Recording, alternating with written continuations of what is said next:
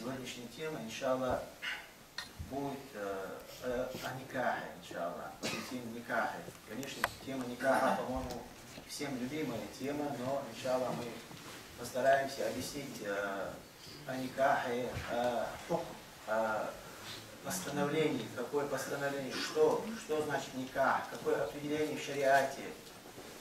Аллах Субханаху ва Тааля во многих аятах побуждает своих рабов, мусульман, чтобы они заключали эти браки. Никах это брак.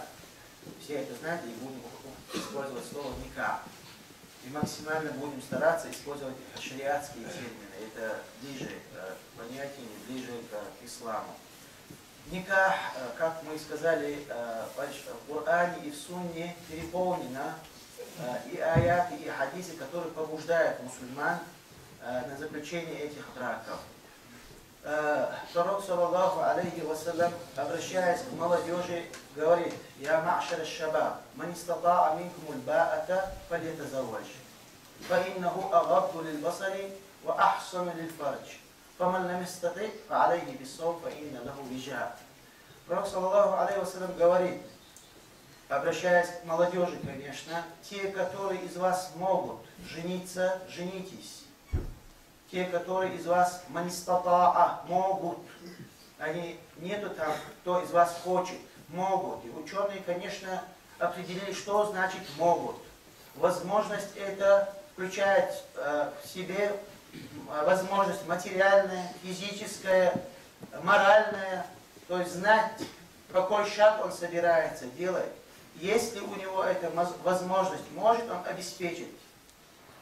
И пророк, саллаллаху алейхи вассалям, дополняет свои слова и говорит: «Фаман лам ястати'», а тот, у кого нету такой возможности, хотеть-то он может хотеть, но нету возможности, фа'алейхи бис-савм, и пусть он постится, фаинна лаху вижа, так как этот пост будет ему щитом, то есть будет его сдерживать от этих страстей, то есть уменьшить, конечно, не все, но в любом случае поможет ему. Из-за этого хадиса и следующих хадисов, которые мы будем брать, мы поймем хукм, то есть ученые, которые посмотрели на аяты и на эти хадисы, сделали такой вывод. То есть в Аль-Киху, в Коране много говорится: и читайте, и делайте, и женитесь, в приказном, повелительном выражении. Так задается вопрос: является ли никах фардом, обязательством, то есть обязательным, то есть какое значение, какой хукм, какое определение, какое постановление имеет. Если зададим себе такой вопрос, ученые отвечают, что никах в шариате имеет 5 определений, 5 постановлений, которые есть полностью на шариате. Никах может быть фардом, обязательством, то есть никах иногда некоторым может быть фардом, обязательным. Никах иногда может быть сунна, желательным. Никах иногда может быть мубахом, разрешенный. Не сунна, не порицаемый, не поощряемый. Никах может быть макрухом, нежелательный. Не харам, а нежелательный. И точно так же никах может быть харамом. То есть 5 постановлений, которые есть у нас в шариате, все они подходят к никаху. А как понять? Иногда бывает обязательным, а иногда бывает харамом, запрещенным, да. И, конечно, это все объясняет, длинно объясняет, мы вкратце возьмем некоторые примеры. Если у человека есть возможность, как мы это узнали с этого хадиса, есть возможность, то есть материальная, физическая, здоров, и есть возможность и боится, что он попадет в зина, в прелюбодеяние, чтобы сдержать себя, ему это никак становится фардом. То есть у него есть возможность, есть физическая и материальная возможность, и он боится, что он попадет в зина, то он обязан, фард. А если не сделает, он берет на себя грех. А если у человека есть возможность, есть возможность физическая и материальная, но нету тяги, нету страсти, и он занят более лучшим, более благим, то в этом положении ему желательно, но не обязательно.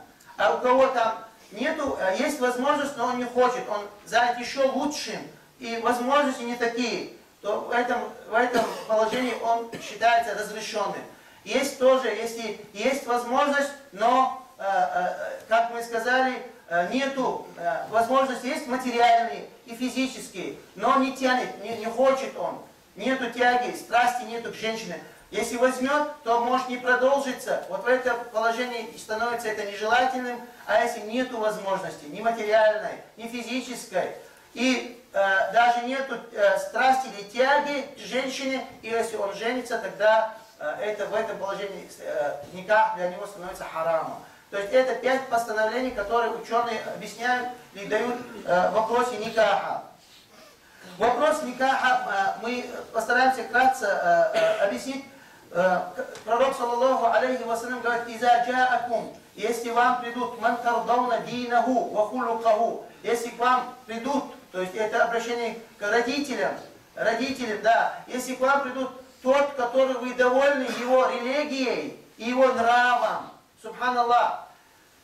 Пророк, саллаллаху алейхи вассалям, не только говорит о религии, то есть каждый из нас может опустить длинную бороду и читать намаз. А какой у него нрав? И посмотрите, после религии сразу пророк, саллаллаху алейхи вассалям, на что обращает внимание? Если к вам придут тот, который вы довольны его религией, то есть единобожие, нормально, бид'a нету, но пророк, саллаллаху алейхи, не ограничивался с этим.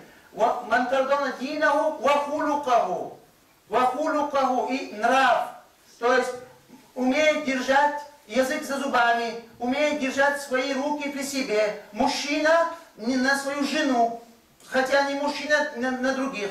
Если к вам придут человек, который вы довольны его религией и его нравом, фазаввужу. Вот тогда Пророк, саллаллаху алейхи вассалям, говорит: фазаввужу, в приказном, повелительном выражении, то выдавайте за него. Ва иллям таф'алу, если не будет такого, если не сделаете такого, такун фил арди фитнатун ва фасадун арид. Будет на этой земле большой фитна и пороки и смута. Это второй хадис. Пророк, саллаллаху алейхи вассалям, говорит: ад-дунья куллуха мата. Это дунья, вся эта дунья, пророк, саллаллаху алейхи вассалям, говорит, мата, это соблазн или наслаждение. Ва хайру мата, и самое великое наслаждение в этом дунья, аль-мар'а ас-салиха, праведная жена. И в другом хадисе пророк разъясняет это: «Ман разакаху Аллаху», тому, кому Аллах даровал праведную жену, «Ман имраатан саля факат а'анаху аля шатри динихи». Аллах помог ему половину в его религии. Аллах помог. У кого? Тот, который Аллах даровал ему праведную, религиозную, соблюдающую жену, то Аллах помог ему в половине его религии. Фальянзур, и пусть фальяттакиллах, и пусть он боится Аллаха фи шатрил баки, фи шатрил сани, пусть он боится Аллаха во второй половине своей религии. То есть что значит, что Аллах помог ему половину религии? Если жена соблюдающая, то есть она не будет требовать от мужа то, что ей приходит в голову. То, что ей сегодня где-то видела. То есть она будет бояться Аллаха. Она будет довольна тем, что дает ей муж. Она будет всегда стараться удовлетворить своего мужа. То, что от нее это требуется. Так как пророк Мухаммад, саллаллаху алейхи вассалям, сказал: аль-мар'ату, женщина, иза саллат хамсаха, если она прочитала свой 5 намаз, васамат шахраха, и постилась шах Рамадан, год 1 раз, ахсанат фарджаха, и сохранила свои половые органы, и старалась быть довольной, то есть делать довольной своего мужа, то есть всегда у нее первое и последнее ее это печаль и забота, чтобы достичь довольства мужа. Аллах субхану заведет мин джанната в рай мин айи бабин шаат. Повыборочно Аллах субхану тааля даст ей выбор из дверей рая выбрать то, что она пожелает. То есть на женщине ничего такого большого нету, если она поймет свою религию. Аллах субхану тааля через пророка передает ей знать. Та женщина, которая постилась год 1 раз, месяц Рамадан, и читала 5 намазов, и сохраняла свою честь, свою совесть, и была всегда довольной своему мужу, то есть искала довольство мужа, то она войдет в рай из 8 дверей, которые она хочет. В другом хадисе пророк, саллаллаху алейхи вассалям, дает нам знать, что эти женщины накисатуль акли ва дин, что они неполноценные с разумом и с религией. То есть у них недостаток в разуме, это чтобы мужчины знали, с кем они имеют дело. Накисатуль акли, у них недостаток в разуме. Конечно, ученый, это и сам пророк, саллаллаху алейхи вассалям, объяснил, это не значит, что они дурные, но значит, что у них шахада, свидетельство двух женщин приравняется свидетельству одного мужчины. И накисатуль дин, и они, недостаток в религии объясняется тем, что они оставляют намаз каждый месяц определенные дни. Месячный цикл, это известно женщинам эти дни.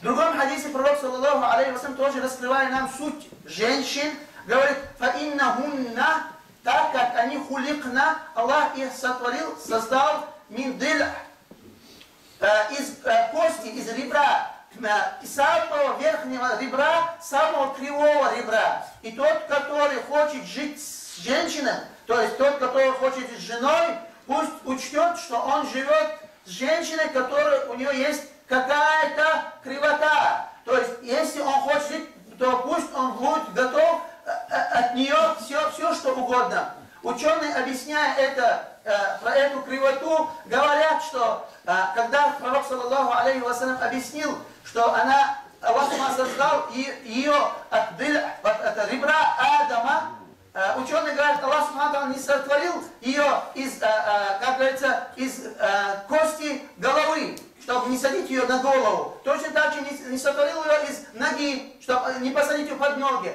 а из ребра, ближе к сердцу, чтобы она была под рукой мужчины. Потому что Аллах Субхану ва Тааля четко изложил, сообщил нам ар-риджаль в Коране: «Каввамуна аля ниса». Мужчины, они выше, то есть они выше и стоят, то есть они хозяева над своими женами. Бима анфаку, тем, что они обеспечивают. Сегодня у нас очень большая проблема в этих никахах и в этих талаках. Почему? Потому что каждый, тот, который не знает свои обязанности, свои права, всегда думает, что он прав. Вот много обращаются к нам люди с разводом и с проблемами. Спрашиваешь их, в чем проблема? Мужчина живет у жены. Как это понять? Ты женился или вышел замуж? Вот, не поймешь. Он хочет жить в ее квартире и быть хозяином. А хозяйка-то она. То есть как сопоставить? Почему? Да, хоть да, однокомнатную. А если нету возможности, то знай, куда ты, с кем ты живешь, у кого ты выбираешь. Пророк, саллаллаху алейхи вассалям, описывая, за чего, за что надо браться, если человек собирается жениться, объясняя качество, свойства, женщина говорит: «Тункахуль мар'ату ли арба». Женщину берут из-за 4 качеств. То есть, лиджамалия, из-за ее красоты, лихисабия, из-за ее происхождения, какая-то, откуда-то, такая-то. Малия, лихисабия, диниха, из-за ее религии,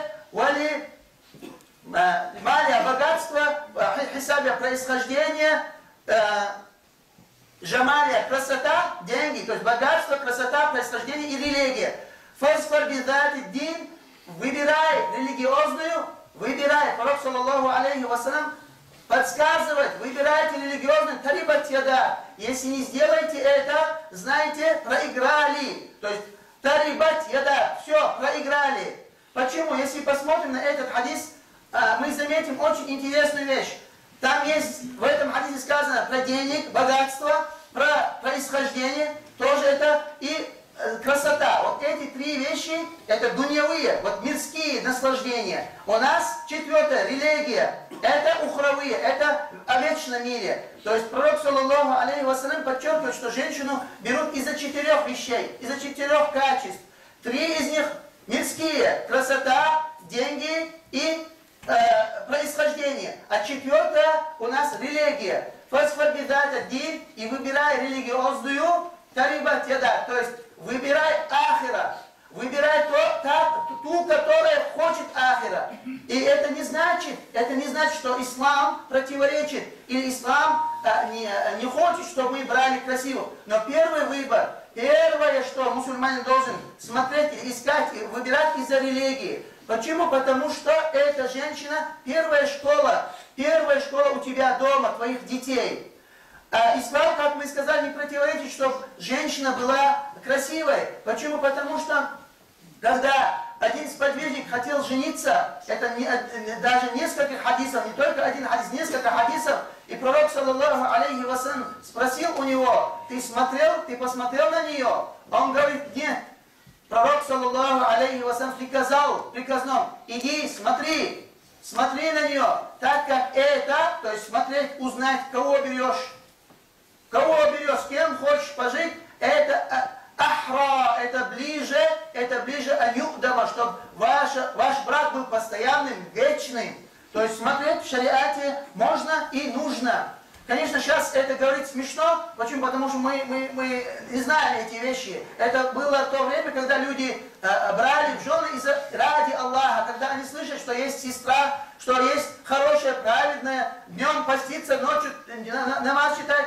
Ему безразлично, какая она. Но пророк, саллаллаху алейхи вассалям, учитывая человеческий фактор, что по природе человек любит красоту, и пророк, саллаллаху алейхи вассалям, сам указывает, самое лучшее это та, которая, если посмотришь на нее, радуешься. Когда ты отсутствуешь, она сохраняет. Когда ей говоришь, она слушает. Когда приказываешь, она выполняет. То есть красота тоже мы не отрицаем, но первое, что должно быть у мусульманина в голове, как и в любом деле, это ахира. Какая она жена, красивая, все есть без религии, нет намаза. Что от нее ожидать? В Коране четко сказано: среди ваших жен и детей есть вам враги. Что здесь имеется в виду? Жена и еще враг? Да, почему? Потому что она, если не боится Аллаха, то жди проблем у себя, прямо у себя дома. Почему? Потому что не каждую минуту человек сидит на шее, не каждую минуту может контролировать. И дети, какие меры будут? Какие дети пойдут, если мать такая небогобоязненная?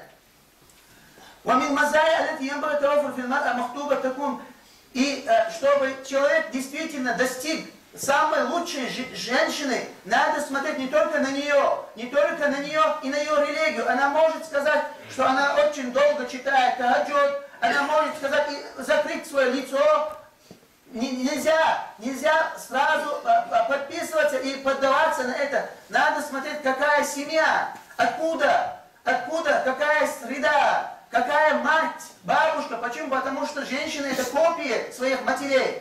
Из-за этого ислам тоже толкает нас, чтобы мы смотрели на окружающую ее среду. Какая, где росла, кем, с чем, как родня, как ее сестра.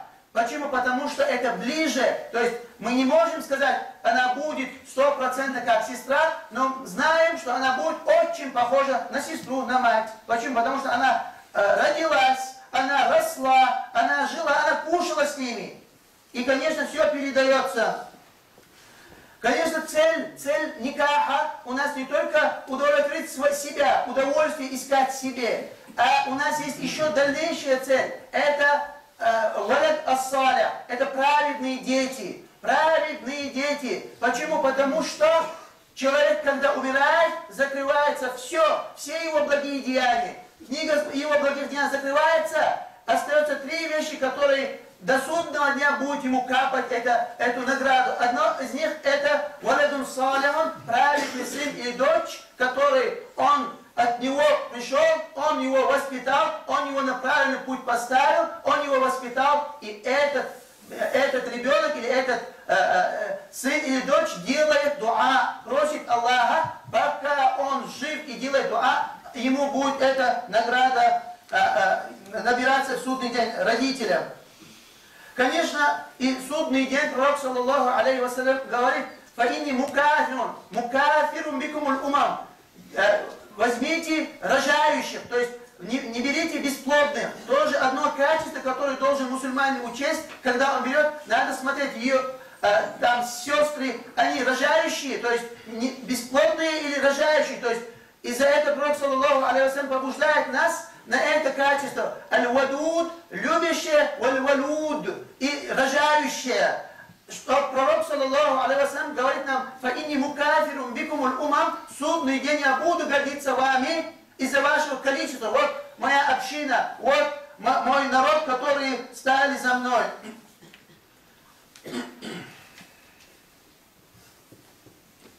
Юстахсану ан такуна заужа бикран.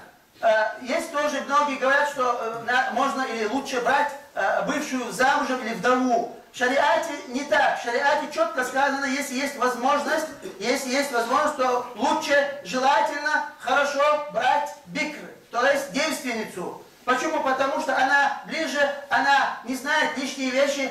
То есть, когда ислам просит, чтобы мужчина брал девственницу, это не значит, что, вот видишь, они куда это, значит, вдову мы говорим там, нет, мы ничего не говорим, просто семью создать.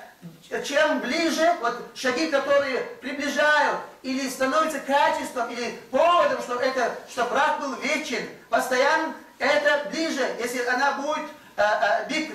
Когда Мугайр ибн Шурб женился, Жабир женился Жабир и говорит: я женился, обращается к пророку и говорит, что он женился. Пророк, саллаллаху алейхи вассалям, говорит: абикран, девственница, таибан, или бывшая замужем. Жабир отвечает: таибан, то есть бывшая замужем. Фахалля абикран, почему не взял девственницу? То есть с этих слов пророка ученые поняли, что он указывал, побуждал, чтобы мусульмане взял. Потом Жабир, конечно, ответил, что когда умер его отец, у отца остались много сестер, то есть сестры Жабира, он хотел какую-то там старшую, чтобы она присматривала за этими сестрами маленькими. Еще немаловажный фактор при никахе — это такаруб, близость. То есть тот, который хочет взять жены, чтобы она была, как говорится, ближе к мужу, с возрастом, с понятиями, со знаниями, всем, чтобы у них, как мы сказали, эта жизнь шла одним руслом. 20 лет, 30 лет, 40 лет старше, он что-то говорит, она ничего не понимает. Или один ученый, а другая, он ученый, она ничего не знает. Или наоборот, он богатый, она бедная. Он что-то приказывает, она не понимает. То есть, чтобы у них каждый день, в каждом шагу не было проблем, желательно, чтобы это, как говорится, был близок к куфу. Вот эти качества, которые шариат рекомендует. Хорошо, их много, мы быстро их закончим. Закончим и перейдем к основному. У нас интересно знать всем, и должны знать, мусульманин должен знать, как он должен. Хорошо, я нашел, или я услышал, не нашел, так как я не могу найти. Нельзя, сказали, смотреть на женщин, да. До нас дошло, что есть какая-то сестра. Что должны, первый шаг, какой делает мусульманин? Это хитба, это помолвка, это сватовство, это знакомство. Это не значит, что можно с ней в кафе ходить или там в парке где-то стоять. Сначала узнали, и намерение есть, возможность есть, тогда можно посмотреть. Тогда можно посмотреть на нее. И даже желательно посмотреть. Увидел лицо и руки. Есть разногласия, некоторые говорят еще больше, даже некоторые говорят еще, не зная она. То есть тайком тоже можно, не войдем в эти мелочи. В общем, смотреть можно, если намерение взять жены. Потом увидел, узнал внешний вид, хорошая, красивая, шлешь туда или сестру свою, или мать, кого угодно, чтобы узнать о ее нраве, о их родителях, вот, о среде. Если тоже пошло, тогда начинается второй этап. Нету 3 года смотреть, 3 года там чатить, 3 года там это смс-ки, нету. Если собирался взять, берешь месяц больше, чем нужно. Потом, если узнал, что они действительно схожи, соответствуют твоим требованиям, заключаем брак. Брак состоит из 4 основных вещей. Обязательно опекун, родитель мужского пола, отец или дедушка, или прадедушка. То есть обязательно ла никаха не является никахом. Не никах. То есть это уже прелюбодеяние. Ла никаха илля бивали, без валия, то есть отец опекун. если у нее отец мусульманин, если нет, то это любой мусульманин может стать опекуном. Первое, это отец и те, которые стоят после отца по мужскому, да. Потом, первое, это со стороны невестки. Потом он, это второе. Потом сига, это форма слова. Я согласен взять, тот говорит, я согласен выдать. Это третье, и махар, это четвертое. Если одно из этих будет отсутствовать, это не никах. Это не никах. Да, вы скажете, в некоторых мазхабах есть, да, если человек не знал и сделал, это считается. Но после того, как до него дошло, что необходим вали, то есть это опекун, то нельзя брать женщину в жены, не жена она. Фааюма мратин, любая женщина, которая вышла замуж, это слова пророка, хадис достоверный, без валия, без отца, или кто стоит за отцом, если отца нет туда, фаникаху абатыль, это не никах. Это не никах, то есть не считается не никах. То есть что значит, если он будет спать с ней, то это уже прелюбодеяние. Хотя он сделал остальное все. Конечно, обязательно надо, если узнал какую-то сестру и слышал, что с ней уже ее засватали, или кто-то хочет, кто-то тебя, если опередил, нельзя туда поставить никого. Все, она забронирована, нету у нас. لا يخطب على خطبة أخيه. Пророк саллаллаху алейхи ва саллям строго запрещает, закрывает эти двери. Если кто-то начал с ней, то нельзя ни в шутку, ни всерьез, нельзя. Все, пока у нее не закончится или с браком, или без брака. А если человек отослал туда, но она еще не ответила, тогда можно. А если кто-то отослал, и она дала первой, да, что согласна, то тогда нельзя. А если человек отослал, потом можно, если ответа еще не получили. Хорошо, бывает такое, что когда уже взял, нашел и даешь эти, как сказать, подарки, золото, я не знаю, что угодно. Потом, быть может, что у вас не все получается, и расторгнули это. Не брак, еще до брака имеется в виду. Что может человек, вот, например, мужчина может даст женщине, например, деньги или золото, потом не состоялся у них бракосочетание. Среди ученых есть, которые говорят, что если виноват был он, то ничего не возвращает, если она, то она возвращает все, что взяла до брака. А после брака это уже другое. Есть у нас очень тоже большие проблемы с этими условиями. Условия при браке уже брак. Если начали брак, то иногда мужчина, иногда женщина вставляют такие жесткие условия, что на второй не женишься, что будешь это. Условия в шариате делятся на 3 категории. Условия, любые условия. В этом и в другом, любом договоре. Бракосочетание это вид договора. В любом договоре условия делятся на 3 категории. Есть разрешающие, то есть разрешенные. Это те, которые сходятся, соответствуют этому договору. Если женщина говорит, ты будешь, как говорится, обеспечить меня, снимешь квартиру, то есть это подтверждает, укрепляет договор, можно такие условия. Есть другие виды договора, которые противоречат шариату. Например, он говорит, я женюсь, но не буду обеспечивать. Я женюсь и не буду, например, спать. То есть то, что противоречит конкретно договору, эти шуруты, эти условия не принимаются. Само собой, брак правильный, эти условия уходят, то есть не слушаются. Есть третий вид, который не относится к договору, третий вид условий. Это те, которые, как, например, женщина скажет, что он не женился на второй, он не делал это, то есть не относится прямо к договору. Вот эти условия ученые разошлись во мнениях. Есть те, которые говорят, их надо выполнять, есть, которые говорят, что их можно и не выполнять. То есть нету там определенно такой жесткой имам Ахмад и говорит, что он это можно придерживаться, потом его мнение там сильно, если посмотреть на доказательства, он говорит, нужно или обязан мусульманин, если дал слово, держать. Хотя это не относится к браку, да. Потому что Аллах Субхану ва Тааля четко приказал это в Коране. И вкратце завершая, скажу, что вопросы никаха, я просто хотел сегодня вот, говорить о никахе. Почему? Потому что у нас очень большие проблемы. У нас здесь в Дар аль-Аркаме, и если здесь, то везде. люди, которые собираются жениться, или сестры, которые хотят выйти замуж, минимум должны взять как минимальные знания.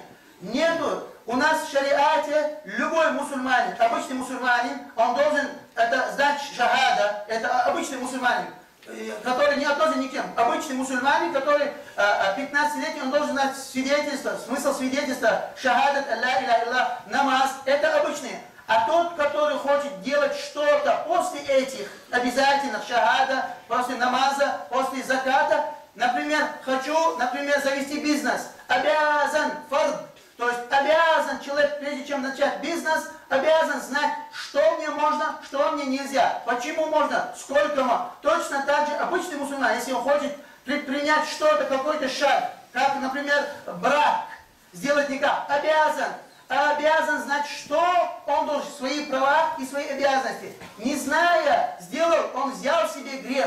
Нету оправдания, я был джахилом, я не знал. Ты должен, мусульманин должен, прежде чем начать что-то, предпринять что-то, он обязан, фард, знать, это можно мне или нельзя, если есть возможность. Конечно, если нет возможности, это Аллах прощает. А если есть возможность и не сделал, он взял на себя грех, и его оправдание, что он был джахилом, не принимается. Джахиль тот, который не знал и не мог знать. Искал и не мог. А тот, который не взял, и была возможность, не взял, он не является перед Аллахом, это оправдание не принимается, и он берет на себя грех, и грех раба между рабами не прощается. Грех между Аллахом и рабом Аллах прощающий. Но знаете, что грех между рабами не прощается. Особенно самый близкий к тебе человек, это твоя жена. Самые лучшие из вас, говорит пророк, это те, которые хорошие, добрые своим женам. И я самый лучший из вас в этом плане. Пророк говорит, саллаллаху алейхи вассалям. Из-за этого нельзя пренебрегать, вот так оставлять небрежное отношение. Взял, поиграл, выкинул. Взял, поиграл. Это сегодня, субханаллах. Несколько сейчас этих разборов, непонятно что. Субханаллах, взяли, женились, понравились. Это из-за того, что мы не слушаем хадис пророка, который мы начали эту хутбу. Обращаясь к молодежи, тот, который из вас, говорит пророк, может жениться, женитесь. А тот, который не может, воздержитесь, то есть держите пост. Что делает пост? То есть это способствует потуплению, опусканию взора. Вся беда во взоре, вся беда у нас в глазах. Посмотрите, как интересная постановка этих слов. Воздержитесь, держите свои глаза. Почему? Это первый, потом это же пророк говорит, потом можешь держать и свои половые органы. То есть начал пророк с глаз. И вот с глаз начинается. Посмотрел, посмеялся, смс, звонок, встреча и пошло. После этого нету. После этого остановиться. И нигде в Коране нету, чтобы не делали зина. А есть, чтобы сторонились, отошли, подальше держаться. А ученые говорят, что значит подальше держаться? Это не смотреть, не говорить, не встречаться, не улыбаться, не уединяться. Из-за этого начинается все с глаз. И которые мы можем, если у нас есть хоть маленький иман, можем сдержать. А если мы будем сдержать глаза, у нас проблемы другие будут решены. Вальхамду лилляхи роббил аламин.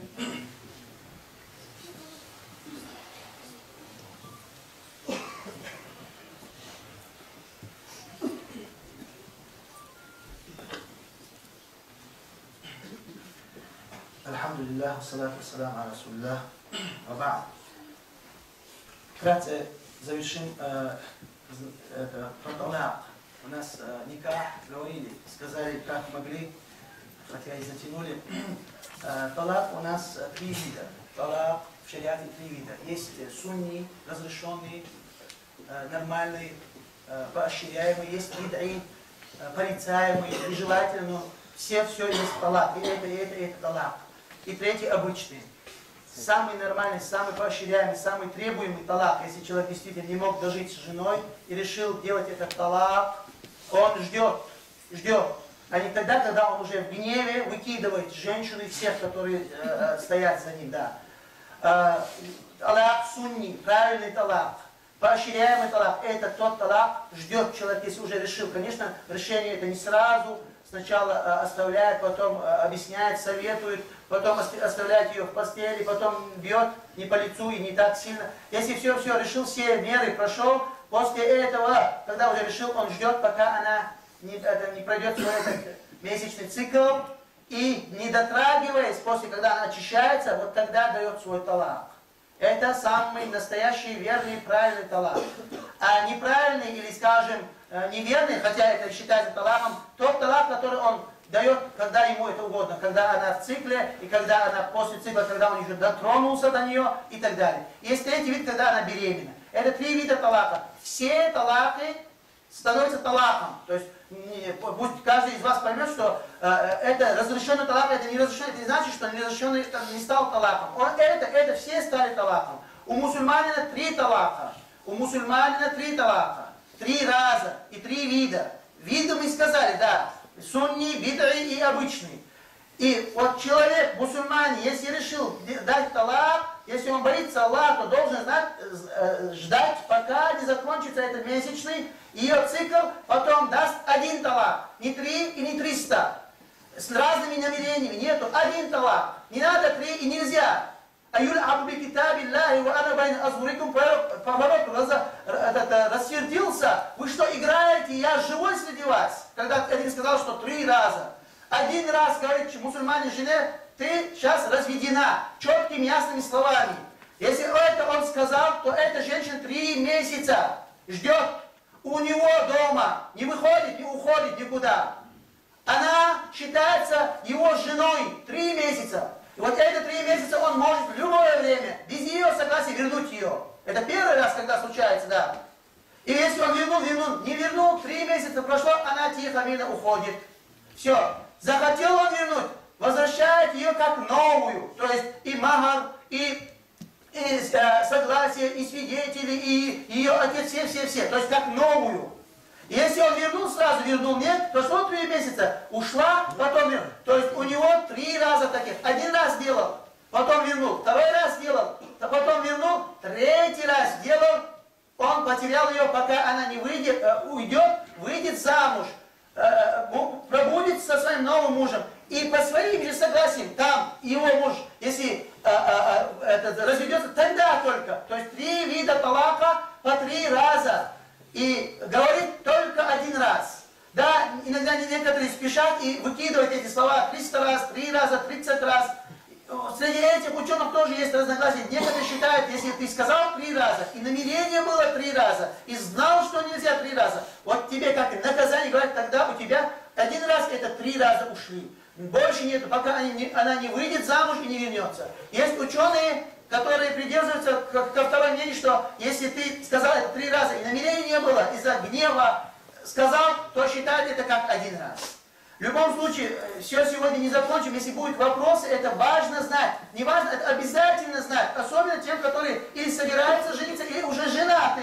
Почему? Потому что 100 талаков, 100 раз вернули, не знают. Я тоже не знаю. Валлахи, не знаю, что сказать. 10 раз вернул 1. И что мне сказать? Нет, в шариате я знаю 3 раза. А остальное 7 куда мне деть? А детей куда деть? Я, например, не знаю. Почему знаю в шариате 3, а дальше не знаю, что делать. А он оправдывается, что он не знал. А я говорю, я тоже не знаю. И он, конечно, ищет какую-то там бумагу или кого-то, чего-то. Мы можем обойти всех, но обойдем Аллаха. Обойдем мы? Обойдем мы Аллаха, эти дети чьи? То есть это не игра. Это не игра. Субханаллах, это твоя жизнь, это твоя могила потом. Это раб Аллаха, который ты взял. Со словом Аллаха начинается никах, и со свидетельством Аллаха заканчивается. Побоимся Аллаха перед Аллахом, возьмем на себя вот ответственность. Нельзя это. Аллах прощает, раб не прощает. Аллах прощает, но раб не простит. Особенно самый близкий человек. Алхамдулиллахи раббил аламин.